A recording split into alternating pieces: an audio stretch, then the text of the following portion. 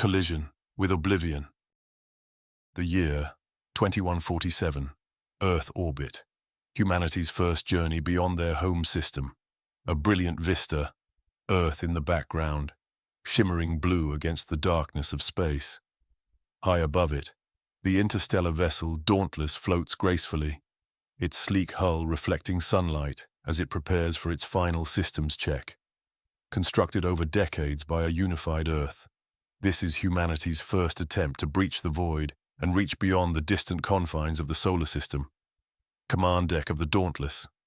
Captain Elena Carter, a woman in her late 40s with calm, steady eyes and a subtle scar across her right brow, stands at the center of a circular command platform. Her crew, 50 strong, buzz around control panels. Her first officer, Commander Dylan Reyes, a tall, thoughtful man in his 30s, checks navigation screens. Dr. Valerie Sato, lead xenobiologist, and Dr. Martin Carter, no relation to the captain, chief astrophysicist, finalize data on the star charts. Lieutenant Kayla Owens, the communications officer, tunes the ship's universal peace signal generator, an array of mathematical tones and patterns designed to transcend cultural barriers. Captain Carter, softly to Reyes. Dylan, run pre-jump diagnostics one last time. This will be our first true interstellar leap. No mistakes. Commander Reyes, engines green across the board, Captain. Reactor stable. Navigation solutions locked. We're on schedule. Captain Carter, addressing the bridge. Ladies and gentlemen, this is it. Humanity's first step beyond our solar cradle. We carry our hopes and our dreams. Let's make history. The crew exchanges hopeful, excited glances. The countdown begins. Exterior shot. The Dauntless powers up its experimental Alcubierre drive. Space around the ship distorts, stars smearing into spectral lines. With a quiet ripple, the Dauntless vanishes, leaving Earth and the 22nd century solar infrastructure behind. The Dauntless soars within a shimmering corridor of warped space-time. All the while, crew members record logs and share personal thoughts on what alien life might be like. Dr. Sato explains to a small group of scientists how the peace signals are constructed from fundamental mathematics and principles of harmony, an attempt to transcend cultural biases. Commander Reyes is running routine engine checks, smiling at a photo of his family back on Earth, wondering if he'll ever see them again. This journey lasts nearly a year. The crew bonds, their initial nervous excitement mellowing into a steady, focused anticipation. The ship's hydroponic gardens supply fresh produce, a reminder of earthly comforts. News from home arrives months late via quantum entanglement relays. Old headlines about diplomatic summits on Earth, resource sharing between lunar colonies, debates over humanity's role in the galaxy. Captain Carter's personal log, voiceover. It's been 10 months since we left the solar system. The crew remains in high spirits, but a quiet tension builds. We're approaching the Zorvian system. Spectroscopic analysis suggests multiple planets capable of supporting life. For decades, we've wondered if we're alone. Soon we'll have an answer. The Dauntless Bridge. Sensors alight and dance across every system across the bridge. Their small chimes are like music to the crew's ears. They have arrived. Stars fill the panoramic windows. Ahead, a faint pale yellow sun, similar to Earth's. The sensors show multiple worlds, gas giants, rocky terrestrials, icy moons, and unusual energy signatures that suggest advanced technology. The crew's excitement is palpable. Lieutenant Owens, eagerly, Captain, I'm receiving all sorts of radio noise out there, some natural, some structured. There's definitely something. Should I begin broadcasting? Captain Carter, yes, Kayla. Initiate the universal peace signals. Let's show them who we are and what we stand for. A subtle hum fills the bridge as carefully crafted signals are sent into the void. Sequences of prime numbers, geometric progressions, and melodic tones. Weeks pass as the Dauntless performs careful surveys. They find abandoned orbital platforms around a barren moon, faint evidence of old mining operations on an asteroid belt, signs of an interstellar civilization, but no direct contact, only silence. Dauntless observation deck, week 3, in the Zorvian system. The crew grows restless. Diplomatic attaché Nasir Delgado paces. Dr. Sato rechecks the broadcast. Technician Riva Malhotra monitors anomalous readings. Suddenly, a sharp alarm resonates. Reyes, on comm. Captain to the bridge. Unidentified vessel on long-range scanners. Bridge. On the main display, a sleek obsidian-black ship appears at the edge of their sensor range. It hangs there, ominous, unmoving. The tension skyrockets. Captain Carter, quietly to Owens. Keep transmitting the peace signal, but modulate it. Try different mathematical constants, perhaps something simpler. We want to show no aggression. The crew waits. Seconds turn to minutes. The alien vessel remains silent and still, as if studying them. Commander Reyes, grim. No response. And now I'm reading a spike in their energy output. Captain, I think. Before he can finish, the alien vessel emits a powerful pulse. The ship's lights flicker. The engines whine. Shields, minimal as they are, drop. Systems fail one after another. Captain Carter. Reyes, get the engines back online. Reyes, I'm trying, Captain. It's not responding. The main reactor's been shorted out by that pulse. We're drifting. Panic spreads. Diplomatic officer Delgado tries to send a calm message. Anything. Scientists scramble over consoles, searching for a misunderstanding. Then, with ruthless efficiency, the alien ship launches a series of blue-white energy beams. The Dauntless's hull ruptures in multiple places, compartments decompressing violently. Alarms blare as fire and vacuum claims entire sections. Carter, voice hoarse. Abandon ship. All crew, get to escape pods. She tries to maintain order, but it's chaos. Only one escape pod manages to break free before the Dauntless disintegrates. 50 souls had begun the journey. Only 6 now float within a small pod. They watch in horror as the alien vessel hovers nearby, its presence cold and methodical. Inside the pod, the survivors. Captain Carter, Commander Reyes, Dr. Sato, pilot Rashid Miller, communications officer Owens, and engineer Luisa Martinez. The small vessel drifts, defenseless. The alien ship's silhouette darkens their view. Carter, voice trembling, determined. They've stopped shooting. Why? A sudden jolt. Their vessel has been seized by a tractor beam or some equivalent force. They feel weightless vertigo as they're pulled inside the alien vessel's cargo bay. There, the survivors are surrounded by strange drones and tall, elongated beings. The Vrielians. They have slender, angular heads, eyes like liquid night, and bodies wrapped in intricate metallic robes.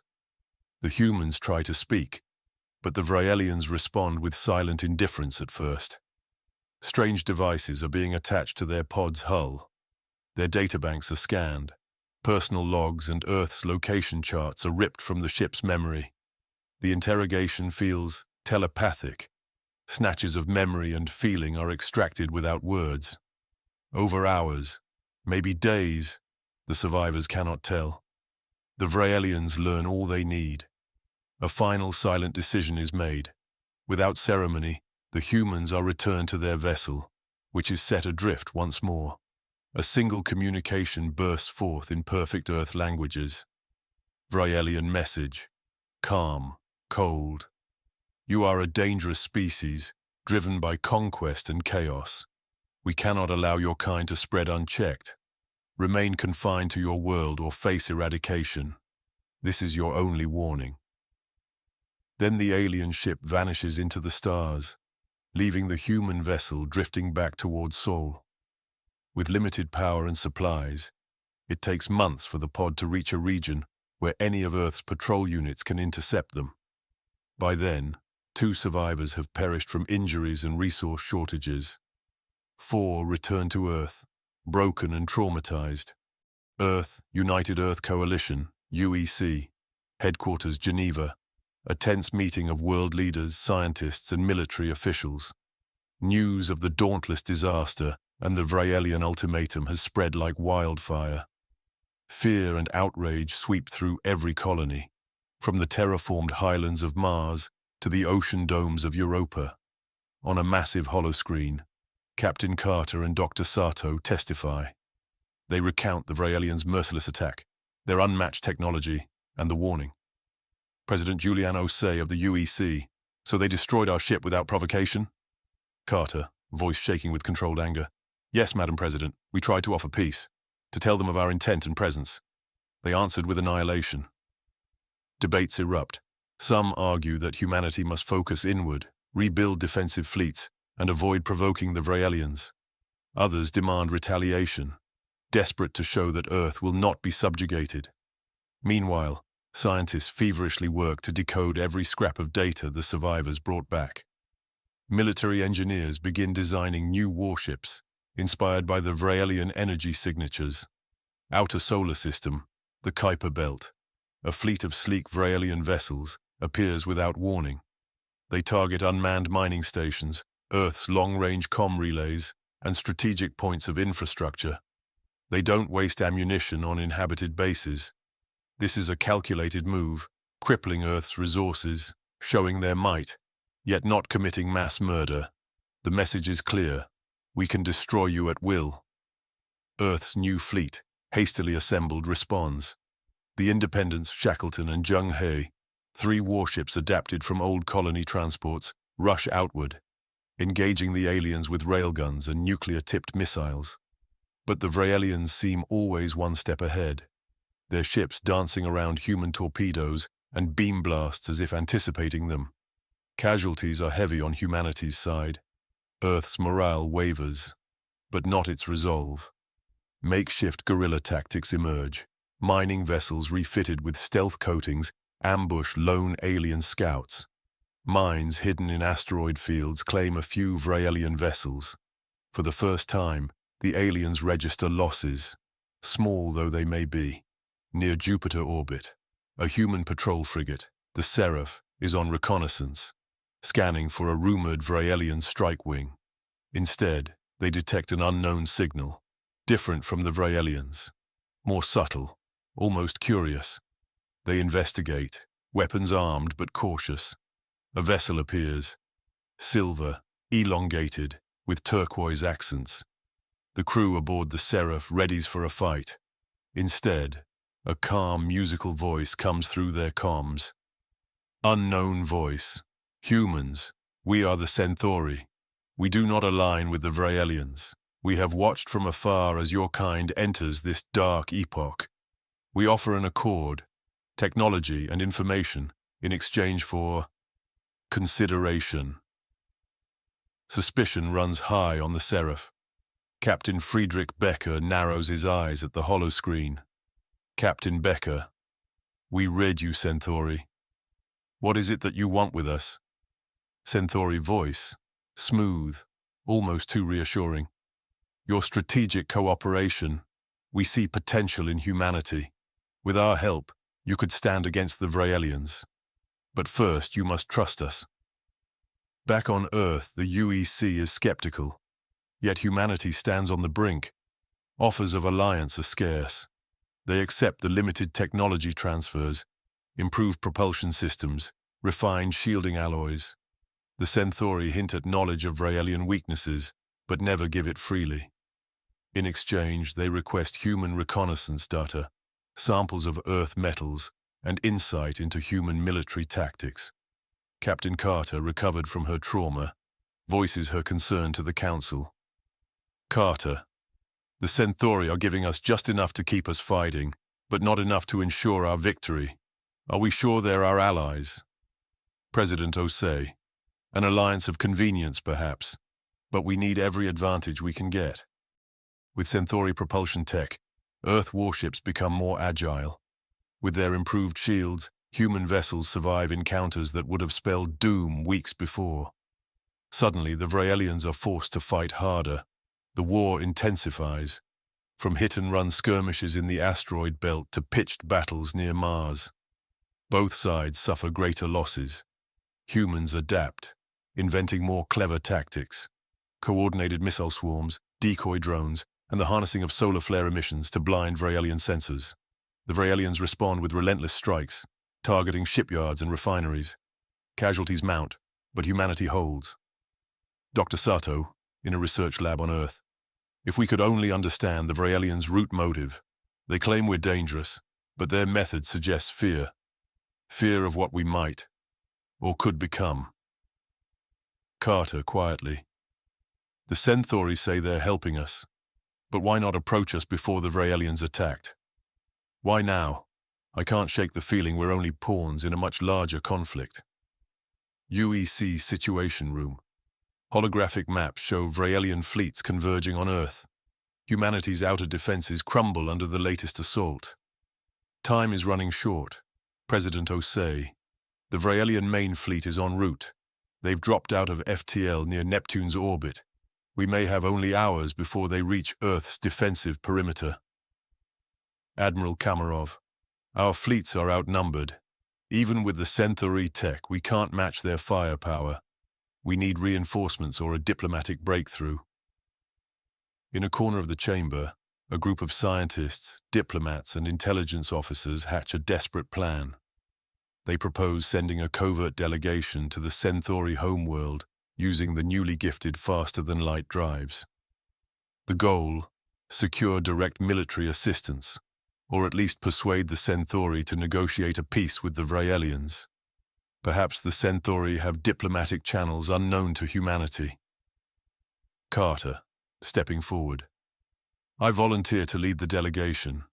We need someone with first-hand knowledge of the Vrayelians, someone who won't be taken away from the war effort, as well as being an experienced field officer and commander.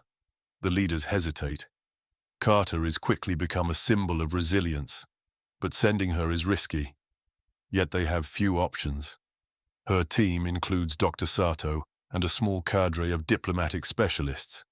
The Centauri agree to guide their vessel part of the way, but warn it will be perilous. Unknown risks plague interstellar space, and the Centauri give no guarantees. Low Earth orbit, midnight. The battle begins in earnest as the Vrayelian main fleet arrives. Earth's combined defense lines, ships, orbital platforms, missile satellites, open fire. White-hot lances of energy cut through space. Missile contrails arch elegantly before vanishing into silent detonations. Human vessels try to form a cordon, sacrificing themselves to buy time. The Centauri observe from a distance. Their ships stay hidden, cloaked somehow, providing only token advice. As the battle wages on, Carter's delegation choose this exact moment to launch their tiny ship, the Ambassador, under cover of the massive firefight. They break orbit and vanish into FTL. Destination: the Centauri homeworld, as the Earth defense line falters, and the Vrayelians push closer. Carter and her crew break way and out from the chaos. The screams, the silent flashes of destruction, the desperate heroism of humanity's defenders fade into the background of their comms. The Ambassador begins preparation to slip into the shimmering folds of FTL travel. Inside, Carter and Sato exchange a worried glance, their thoughts with those left behind, on Earth.